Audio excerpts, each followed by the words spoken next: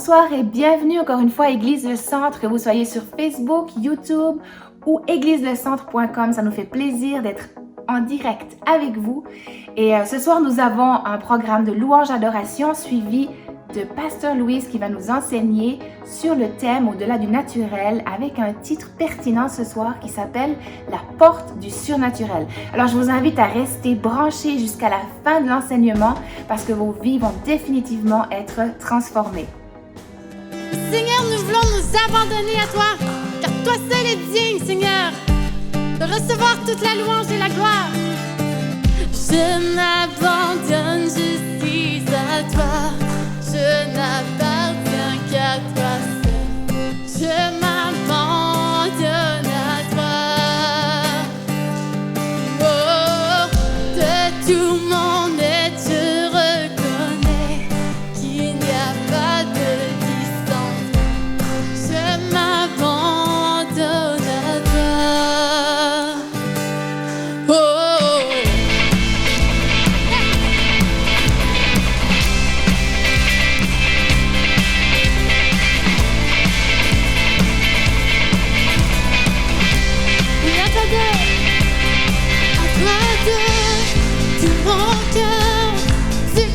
Profondément net, je t'apporte un sacrifice. Oui, j'élève mes mains vers toi, en ton nom qui m'enchante. Je t'apporte un sacrifice, un sacrifice.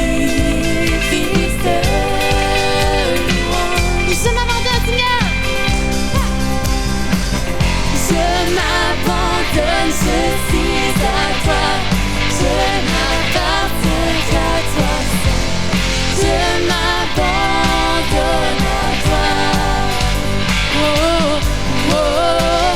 De tout mon être, je reconnais qu'il n'y a pas de vie sans toi. Je m'abandonne à toi. Oh, oh.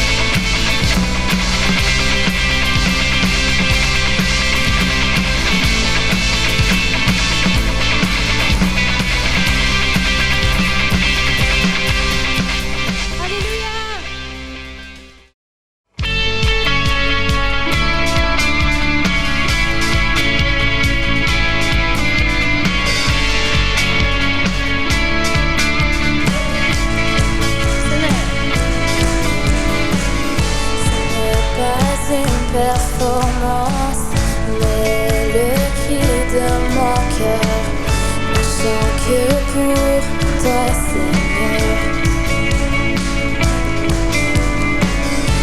Cherche pas un sentiment, ce n'est pas pourquoi je chante. Tu es celui que j'adore.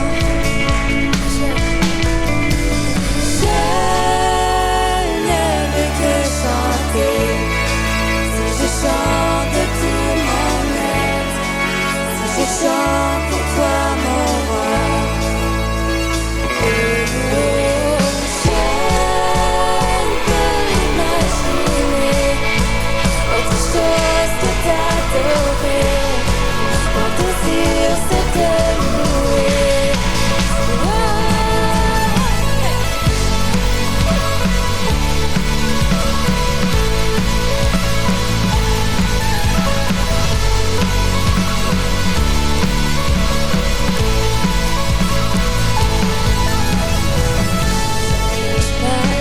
Perfection, mais toute mon attention, tout ce que j'ai t'appartient. Plus c'est qu'un chant qui ne dure qu'un instant, je vivrai ma vie pour t'adorer. Et je chanterai avec pleine conviction, toute la nuit je te remercie, Seigneur.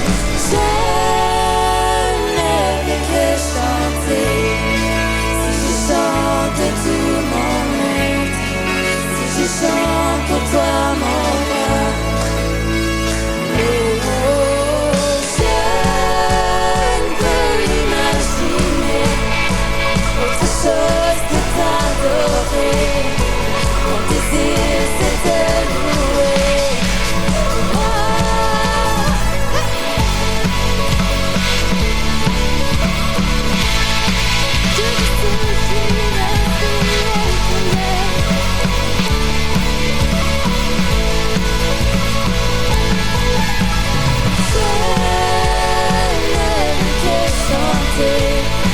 Si je chante de tout mon être, je chante pour toi mon roi. Je ne peux imaginer autre chose que t'adorer. Mon désir c'est de louer.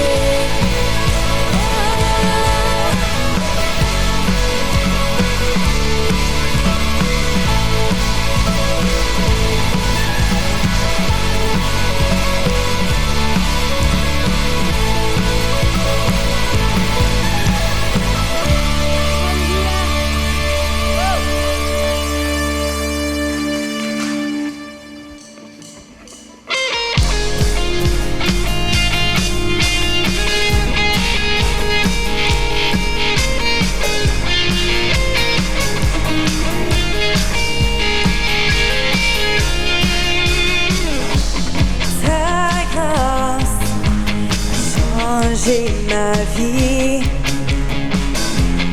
son amour a conquis mon cœur. Comment pourrais-je me passer de toi? Tu es mon tout, mon soutien.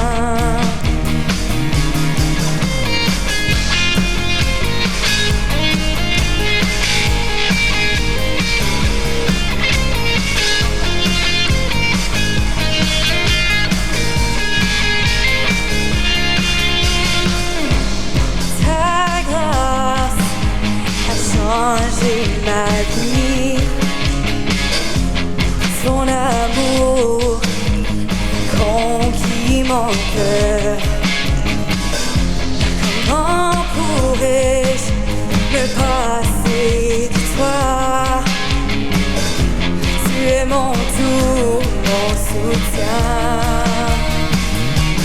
Tu es la foi, tu es le vrai, tu es ma. Je ne crains rien, car tu es si près, tu es le feu qui brûle en moi. Tu es la foi, tu es le vrai, tu es ma réalité. Tu es le feu qui brûle en moi. Royaume m'a envahi et ta victoire m'a complètement guéri. Comment pourrais-je me passer de toi? Tu es mon tout, mon soutien. Tu es la foi, tu es le fait, tu es ma réalité. Je ne crains rien car tu es si près. Tu es le feu qui brûle en moi. Tu es la voix, tu es le fait, tu es ma réalité. Je ne crains rien car tu es si près. Tu es le feu qui brûle en moi. Je suis à toi, tu es à moi. Je t'abandonne tout au son de ta voix. Je suis à toi, tu es à moi. Je t'abandonne tout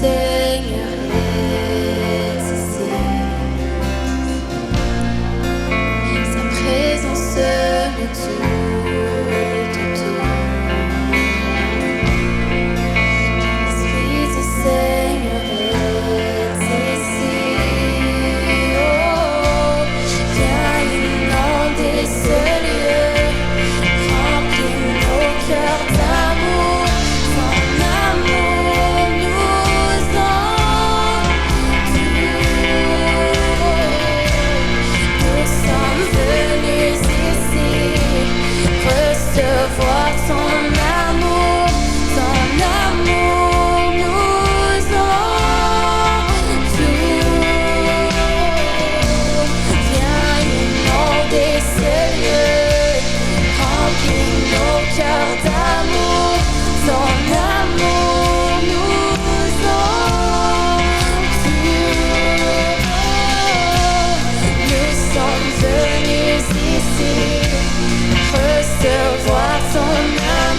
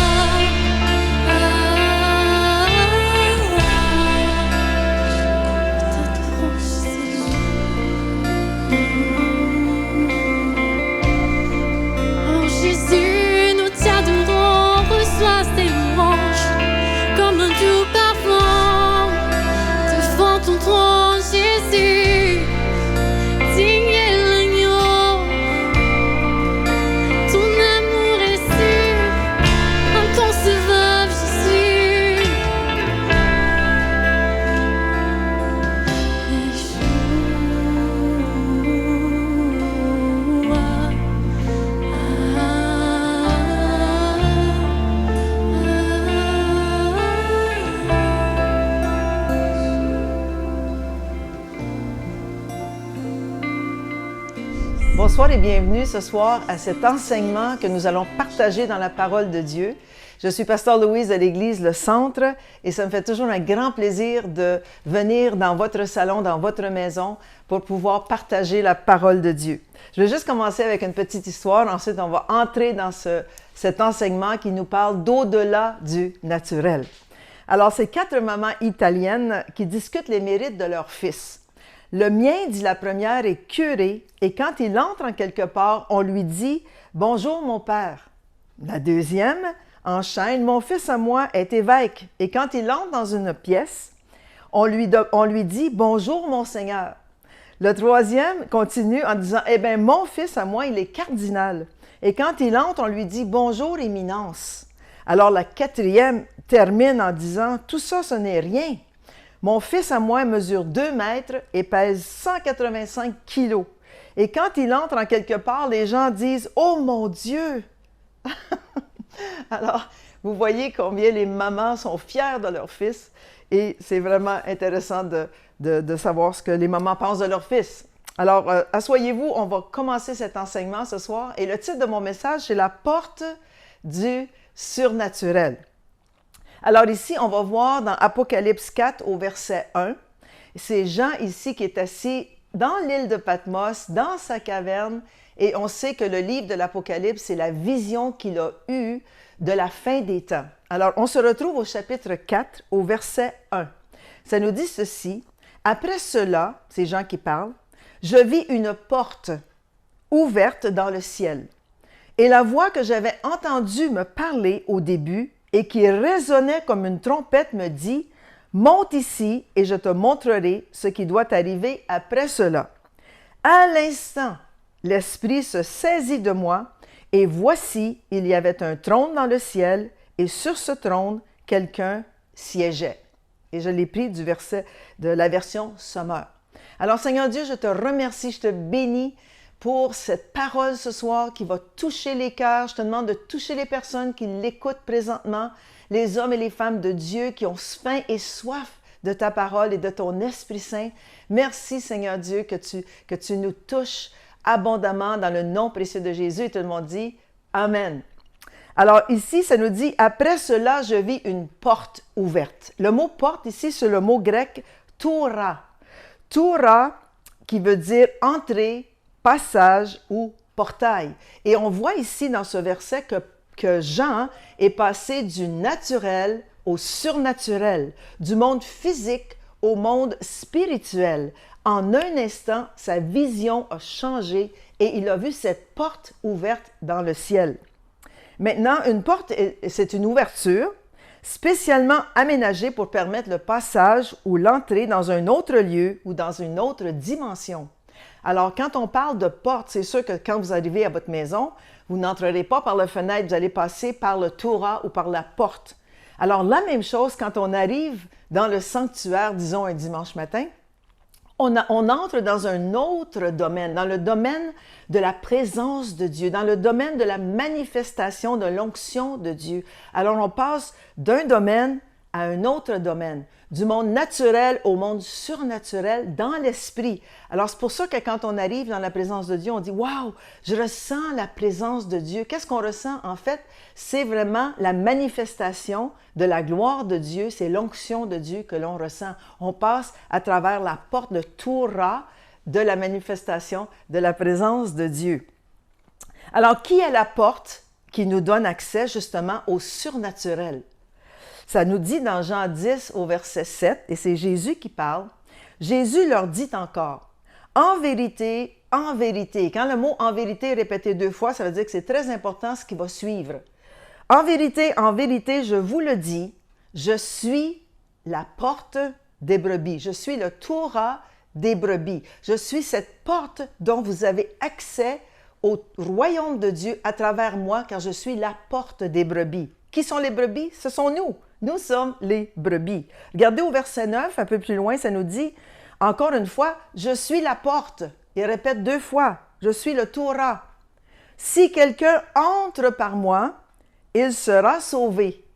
Il entrera et il sortira et il trouvera des pâturages. le mot pâturage veut dire ici nourriture, tout ce qui est nécessaire pour la vie.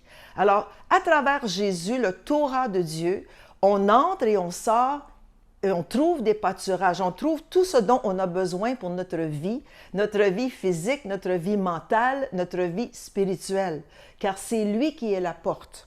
OK?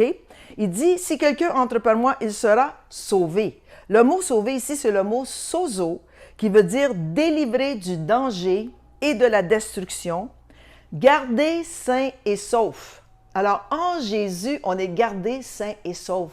Même pendant une pandémie, même pendant des virus qui se promènent, même pendant les bactéries qui veulent nous attaquer, même quand l'ennemi veut nous attaquer, il nous garde sains et saufs à travers lui, à travers cette porte qui est Jésus. Si tu es malade, il veut te guérir. Si tu es pris avec des esprits démoniaques, il veut te délivrer. Alors c'est ça le mot sozo veut dire délivrer, garder sain et sauf, préserver. C'est ce que ça veut dire. Alors Jésus est la porte qui sépare le naturel du surnaturel. On a libre accès au royaume de Dieu. C'est ça la bonne nouvelle pour nous, les chrétiens nés de nouveau. On n'est pas des petits quêteux qui ont besoin d'aller quêter pour avoir un petit peu de ce que Dieu veut pour nous. Non, non, nous sommes des enfants de Dieu. Nous avons accès au royaume de Dieu et Jésus est la porte qui nous donne accès à ces choses. Alors, dans Éphésiens, pourquoi est-ce qu'il nous donne accès à ces choses? Éphésiens 2, 18b, dans la parole de vie. Écoutez bien ceci, c'est très important. Vous faites partie du peuple de Dieu. Vous en avez tous les droits. Oh, nous en avons tous les droits que le peuple de Dieu a, nous les avons, nous. Pourquoi? Parce que vous êtes de la famille de Dieu. Nous sommes de la famille de Dieu, nous avons droit à tout ce que Jésus a à nous donner, qui fait partie justement de ce royaume. Nous sommes ses enfants. OK?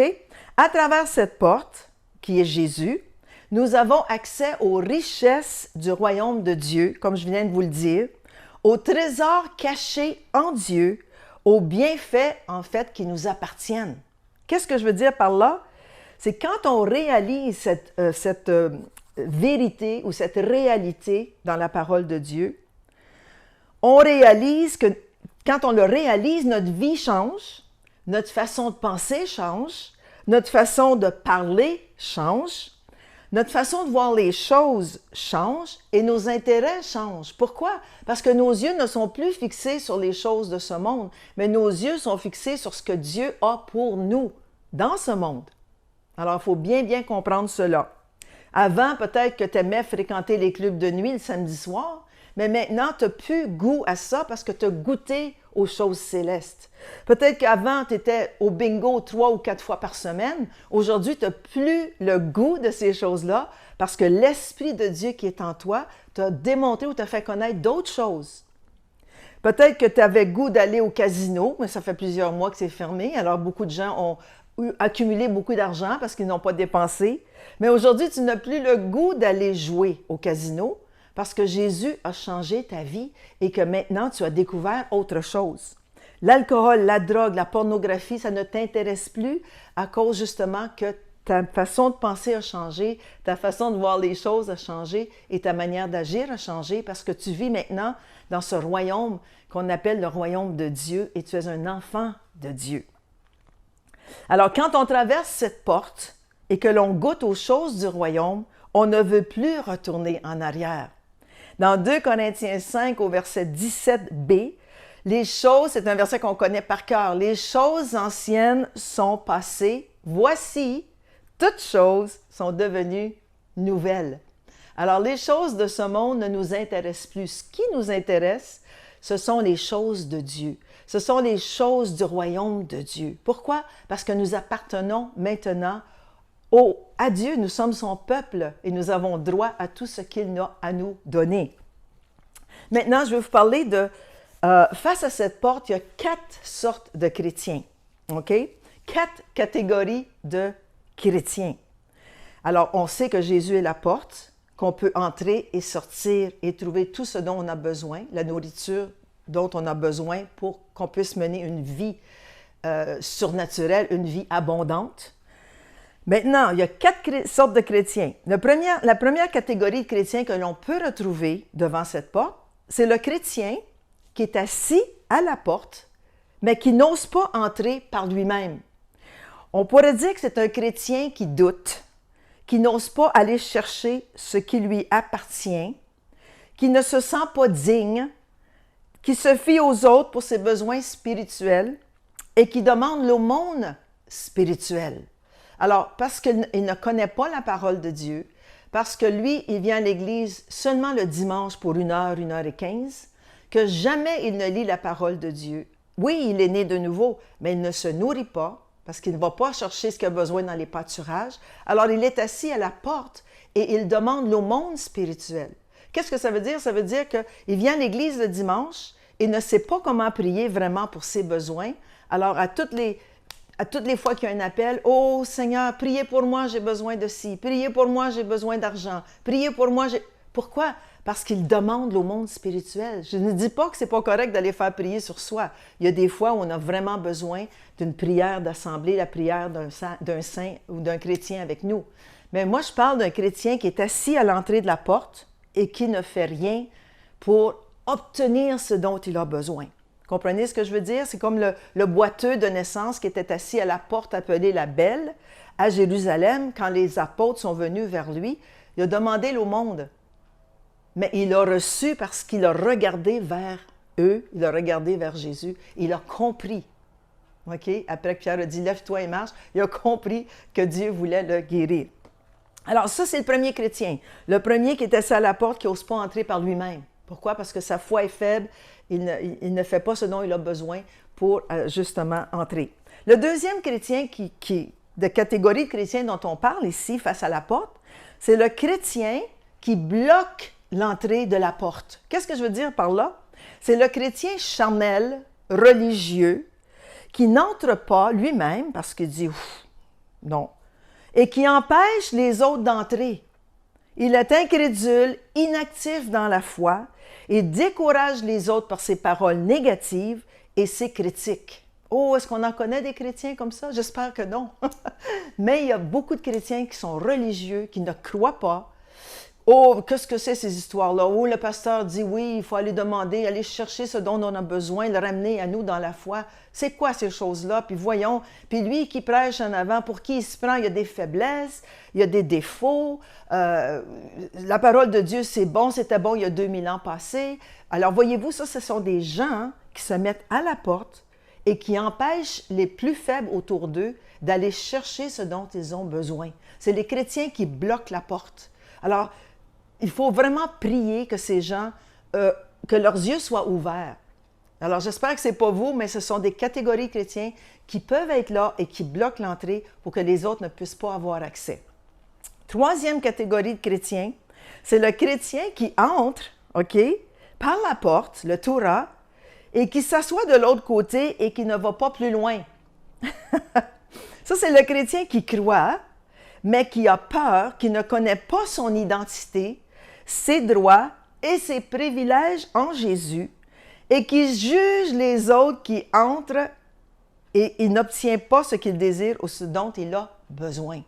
Alors oui, il croit que Jésus peut lui donner ce dont il a besoin, mais il entre par la porte, il s'assoit juste là, il juge et critique ceux qui entrent et qui sortent et qui obtiennent. Pourquoi? Comme je vous l'ai dit, il ne connaît pas son identité en Christ, il ne connaît pas ce dont il a droit comme enfant de Dieu, et il est là, juge et critique les autres. Alors, ne soyons pas ce chrétien qui est assis, qui ne veut pas aller plus loin parce qu'il a peur, parce qu'il se dit, est-ce que je suis digne de recevoir? Qui se dit, c'est pas pour moi ces choses-là, ou qui se dit, c'est bon pour le pasteur et sa femme, c'est bon pour l'apôtre et sa femme, mais pas pour moi. Alors ça, c'est la troisième catégorie. Maintenant, moi, je vais vous parler de la quatrième catégorie, dont je suis certaine que vous avez fait toute partie de cette catégorie-là. C'est le chrétien qui entre et qui sort et qui trouve des pâturages. Qui entre et qui sort à travers Jésus, qui est la porte, le Torah, et qui va chercher ce dont il a besoin et le ramène à lui-même dans la foi, sans s'occuper de ce que les autres disent, sans s'occuper des critiques des autres qui ne veulent pas entrer par eux-mêmes. Voyez-vous? Alors moi, j'appelle ce chrétien, c'est un chrétien spirituel, en feu pour Dieu et qui marche dans la foi. Et je suis certaine que si vous nous écoutez ce soir, que vous faites partie de cette Église vivante, vous êtes cette quatrième catégorie de chrétiens, celui qui entre et qui sort et qui va chercher ce dont il a besoin et qui est en feu pour Dieu. Alors, c'est ce que je prie et je sais que chacun de vous, vous êtes à la maison ce soir. Ce chrétien connaît son identité, ses droits et ses privilèges. Alors, nous avons une identité, nous sommes en Christ, il est en nous, nous sommes ses enfants, nous faisons partie du royaume de Dieu, nous avons des droits, nous avons accès à tout ce qui est disponible en Jésus-Christ parce que c'est lui la porte et c'est lui qui a ouvert le chemin. Alors, c'est ça notre identité. Nos droits et nos privilèges, c'est tout ce dont la parole de Dieu nous dit qu'on a droit. Quels sont nos privilèges? C'est écrit dans la parole de Dieu. Toutes ces promesses sont pour nous. C'est ce chrétien qui marche avec assurance, qui s'avance jusqu'au trône de Dieu et qui obtient. Des fois, on arrête à mi-chemin et on se dit, oui, je suis entré, je connais mon identité, je connais mes droits, je connais mes promesses, mais ils ne vont pas jusqu'au trône, là où Jésus est assis à la droite du Père, pour faire connaître leurs besoins. Un jour, j'ai lu cette histoire un jour que le président John Kennedy, à l'époque, dans les années 60, il y avait un petit bonhomme, un petit garçon de 3 ans qui s'appelait John. Alors, son petit garçon s'appelait John à l'époque. Puis, il avait dit à sa secrétaire, qui était dans son bureau à la Maison-Blanche, il avait dit à sa secrétaire, « Tout le monde a besoin de prendre rendez-vous avant même de pouvoir cogner à la porte pour entrer dans mon bureau. Je suis le président des États-Unis. Personne n'a accès à moi à part John. » Il dit, John peut entrer quand il veut. Il peut rentrer, il peut sortir, il peut courir, il peut se lancer sur mes genoux, il peut me donner des câlins. Juste lui a le droit d'entrer sans permission. Alors, nous sommes des John. Nous avons le droit d'entrer et de sortir et d'aller vers notre papa, de monter sur ses genoux, de lui donner des câlins, de lui dire « Papa, je t'aime, tu sais que je t'aime, j'ai tel besoin, je sais que tu vas me le donner, je te remercie d'avance que je vais l'obtenir. » Voyez-vous? C'est ça un chrétien qui a de l'assurance, qui connaît ses droits et ses privilèges. Alors, c'est un chrétien aussi qui va chercher et rapporter ce dont il a besoin sans crainte. Tu as besoin d'argent pour payer tes factures? Seigneur, je te remercie d'avance. J'entre par cette porte qui est Jésus. Il a payé ce privilège pour moi. Je vais chercher ce dont j'ai besoin. Je le rapporte à moi dans la foi. C'est ça la foi. Tu as besoin de la santé divine, Seigneur, je te remercie à tous les matins, je me lève. Merci, Seigneur, pour la santé divine. Mon corps est en bonne santé. La guérison des maladies, Seigneur, je suis malade, j'ai mal à la jambe. Merci, Seigneur, que cette jambe est guérie. Merci, Seigneur, que je marche dans la foi, que je marche correctement. Et je suis certaine, Seigneur, que tu me l'accordes parce que je suis sauvée. Alors, j'ai droit à cette guérison qui est promise. La délivrance de toute addiction ou dépendance. Seigneur, je te remercie que toute dépendance que j'ai qui ne sont pas de toi, ça disparaît dans le nom de Jésus. Je coupe tout lien avec l'ennemi qui veut me garder captive ou captif dans le nom de Jésus.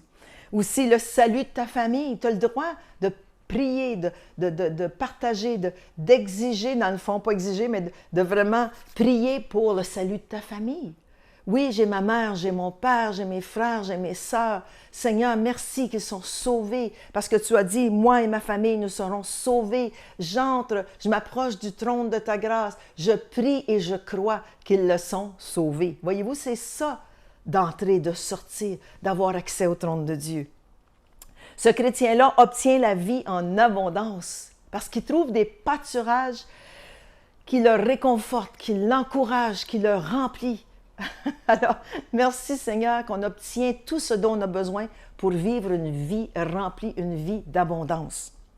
Ce chrétien a l'audace de témoigner pour aller chercher d'autres brebis qui ont besoin justement d'être dans cette bergerie.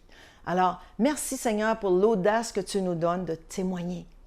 Puis il faut vraiment prier dans ce sens-là. On continue. Alors, la bonne nouvelle est celle-ci, que la porte est encore ouverte. On a le temps d'entrer, de sortir, d'aller chercher ce dont on a besoin. On a le temps de s'exprimer devant le Seigneur. On a cette liberté, encore une fois. On n'est pas encore rendu tout à fait à la fin, mais ça s'en vient très bientôt. Et on sait que la porte est encore ouverte. Dieu a ouvert cette porte à travers Jésus et c'est lui qui a la clé. Je n'ai pas mes clés de voiture, mais si j'avais mes clés de voiture, écoutez bien ceci. Apocalypse 3 au verset 7. Il parle ici à l'église de Philadelphie. L'église de Philadelphie, si vous étudiez l'eschatologie ou la fin des temps, vous savez que l'église de Philadelphie représente l'église des derniers temps ou l'église du réveil, où l'église est réveillée aux choses de Dieu, l'église est remplie de l'amour de Dieu. OK? Alors, il dit ceci, écrit à l'ange de l'église de Philadelphie, au verset 7 de l'Apocalypse 3. « Voici ce que dit le Saint, le véritable, celui qui a la clé de David, celui qui ouvre et personne ne fermera, celui qui ferme et personne n'ouvrira. » Qui a la clé? Jésus. Quand tu as la clé, qu'est-ce que tu as? Tu as l'autorité. Alors, il y a la clé pour ouvrir, fermer et ouvrir. C'est lui qui a la clé. Il est la porte, le Torah, mais il y a aussi la clé. Alors, c'est lui qui est en charge. OK? Alors, si moi, j'avais mes clés d'auto, OK, puis je disais, bon, mais je vais donner ma clé d'auto à Carmen, disons. Puis là, Carmen prend ma clé. Mais qui a maintenant autorité sur mon auto? C'est Carmen. Pourquoi? Parce que j'ai cédé la clé qui représente l'autorité que j'avais sur ma voiture à Carmen. C'est elle maintenant qui a autorité sur cette voiture.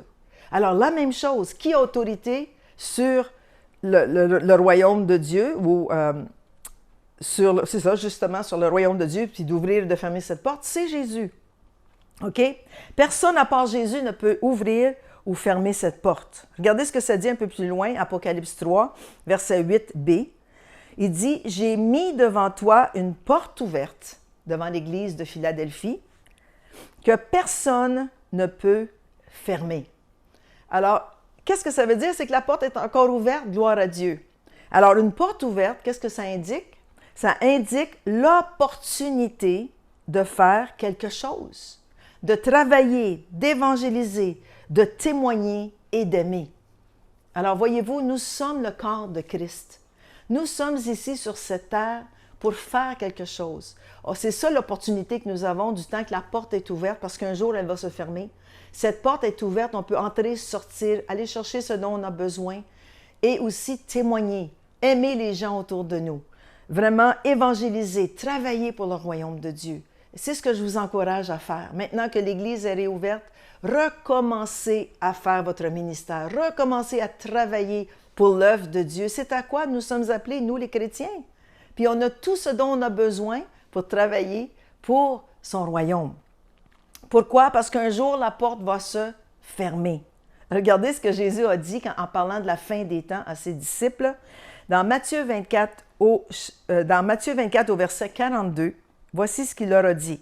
« Veillez donc, puisque vous ne savez pas quel jour votre Seigneur viendra. » Et quand le Seigneur va venir, on sait qu'il va venir chercher son Église et qu'ensuite, qu'est-ce qui va arriver? La porte va se fermer. Regardez Matthieu 25, 10b en parlant des 10 vierges. On connaît tous l'histoire. On n'est pas obligé de la répéter. Vous pouvez la lire si vous ne la connaissez pas dans Matthieu 25, 1 à 13. Mais ce qu'elle nous dit au Matthieu 25, verset 10b, ça nous dit « L'époux arriva ». Qui est l'époux dans cette parabole? C'est Jésus. L'époux arriva, OK? Celles qui étaient prêtes, c'est-à-dire les 5 vierges qui avaient de l'huile dans leur lampe, qui étaient remplies d'amour, qui étaient remplies du feu du Saint-Esprit, qui étaient remplies d'huile du Saint-Esprit, ça nous dit ici, elles étaient prêtes. Celles qui étaient prêtes entrèrent avec lui dans la salle des noces, écoutez bien ceci, et la porte fut fermée. Le Torah fut fermé. Le passage, l'entrée fut fermée. Pourquoi? Parce que maintenant, les vierges ont été enlevées. Jésus, qui avait la clé, a fermé la porte et la porte est fermée. Est-ce que ça veut dire que les gens ne seront pas sauvés? Non, non. Les gens vont continuer à être sauvés parce que l'Esprit Saint va continuer son travail même après que l'Église va être enlevée. Mais ça veut dire que ça va être beaucoup plus difficile pour les gens d'accéder au royaume de Dieu parce que la porte est fermée. Ne soyons pas parmi les vierges folles des chrétiens charnels, sans huile, ni feu, ni foi, qui sont incrédules, qui sont religieux, qui sont fermés à tout ce qui a rapport au surnaturel. Mais soyons des chrétiens en feu, parce qu'on attend la venue de notre Seigneur. Dans Matthieu 25, 11 et 12, voyez ce que ça nous dit pour les autres vierges. Plus tard, les autres vierges vinrent et dirent, « Seigneur, Seigneur, ouvre-nous! » Pourquoi? Parce que la porte est fermée. Mais il répondit, « Je vous le dis en vérité, je ne vous connais pas. » Wow! Quel jour ce sera pour ces chrétiens qui n'ont jamais pris au sérieux leur démarche ou leur vie chrétienne, qu'un jour, le Seigneur va leur dire, « Je m'excuse, je ne vous connais pas. » Matière à réflexion. Mais la bonne nouvelle est celle-ci, que c'est encore le temps d'entrer et de goûter et de profiter de tout ce que le Seigneur a à nous offrir du côté ou du point de vue surnaturel. Je vais prier avec vous à la fin, il me reste juste un verset et on termine. Mais je vais prier avec vous pour demander au Seigneur que le feu du Saint-Esprit vienne sur vous, vienne sur votre famille, vienne dans votre vie, vienne sur votre travail et que vous soyez engouffrés ou enlacés de son amour. Parce que notre mission est celle-ci. Elle est ma mission, elle est la mission de l'apôtre Jean, elle est la mission de Pasteur Mathieu, Pasteur Vanessa, Pasteur Denis, Léane au Lac-Saint-Jean. C'est notre mission, c'est de faire des disciples. C'est que les gens soient enseignés, soient dirigés, soient guidés dans la parole de Dieu. Que les gens comprennent qu'ils ont accès au monde surnaturel, au monde spirituel. Comme l'apôtre Jean a vu cette porte ouverte, a vu ce torrent, et il est entré par cette porte, il est entré dans le monde surnaturel, et il a vu du chapitre 4 jusqu'au chapitre 22 de l'Apocalypse, il a vu tout ce qui se déroule dans le monde spirituel. Et nous l'a averti, il nous a averti. La porte est ouverte, continuez, entrez, sortez, trouvez de la nourriture, trouvez tout ce dont vous avez besoin pour une vie abondante. Amen. Alors, notre mission est celle-ci, c'est de diriger les autres brebis vers cette porte. C'est notre mission. Jean 10 au verset 16, c'est Jésus qui nous donne cette exhortation en terminant ce soir. « J'ai encore d'autres brebis qui ne sont pas de cette bergerie. Celles-là, ceux qui ne sont pas de la bergerie, il faut que je les amène. » Alors Jésus lui-même les amène. Elles entendront ma voix et il y aura un seul troupeau et un seul berger. Alors, continuons à témoigner, continuons à manifester de l'amour pour ceux de notre famille, même ceux qui ne sont pas sauvés. Aimez-les, aimez-les. Et un jour qu'ils auront besoin de vous, qu'ils auront besoin de prière, vers qui vous pensez qu'ils vont aller? Vers vous. Pourquoi? Parce que vous représentez Jésus, vous représentez l'amour de Dieu. Alors, la porte est encore ouverte, c'est ça la bonne nouvelle. Et je veux qu'on termine ce soir en priant pour vous. Et ceux qui n'ont jamais accepté le Seigneur Jésus comme Seigneur et Sauveur, je prends cette opportunité tout de suite de le faire. Peut-être que vous êtes tourné sur Facebook, puis vous avez aperçu cet enseignement, et vous me dites, mais moi, je ne comprends rien. Tu ne comprends rien parce que tu n'es pas encore né de nouveau. Né de nouveau, ça veut dire que Jésus est venu dans ton cœur comme Seigneur et Sauveur, qui a pris sur toi cette nature de péché et qui l'a remplacée par sa nature à lui. C'est à ce moment-là que nos yeux spirituels s'ouvrent et que l'on voit dans le monde surnaturel. Alors, levez les mains. Ceux qui ont besoin d'accepter le Seigneur, je vais prier avec vous. Seigneur, répétez après moi. Seigneur Jésus, je viens devant ton trône aujourd'hui et je t'accepte maintenant comme Seigneur et Sauveur. Je te demande pardon, Seigneur, pour tous les péchés de ma vie. Et je te remercie, Seigneur Dieu, que tu m'exauces aujourd'hui, que tu me donnes cette vie nouvelle, car je laisse tomber ce vieil homme, cette nature de péché et tous les péchés dans ma vie, et je t'accepte comme Seigneur et Sauveur. Et tout le monde dit Amen. Alors, si vous avez fait cette prière, écrivez-nous à info@égliselescentre.com. Ça va nous faire un grand plaisir d'entendre parler de vous et de savoir que vous avez accepté le Seigneur Jésus. Nous avons des services le dimanche à 9h et 11h à Ottawa, des services à Québec aussi à 11h et au Lac-Saint-Jean à 11h. Toute l'information est sur notre site égliselescentre.com. Alors, je veux prier pour ceux qui ont besoin de feu ce soir, ceux qui ont besoin du Saint-Esprit en abondance. Levez les mains, peut-être que vous êtes sec depuis ce temps de confinement jusqu'à aujourd'hui. Mais le Seigneur, quand c'est sec, c'est encore mieux parce que le feu prend encore plus vite. Alors, levez les mains. Seigneur Dieu, je te remercie que ton feu d'amour maintenant tombe sur ces gens qui m'écoutent ce soir. Que ton Esprit Saint les enveloppe de la tête jusqu'aux pieds. Ranime en eux cette flamme, cet amour pour toi, Seigneur. Cet amour, Seigneur, que tu as démontré en mourant sur la croix pour chacun de nous. Merci qu'ils puissent entrer et sortir par cette porte, car tu es la porte, Seigneur. Nous avons accès à ce royaume de Dieu.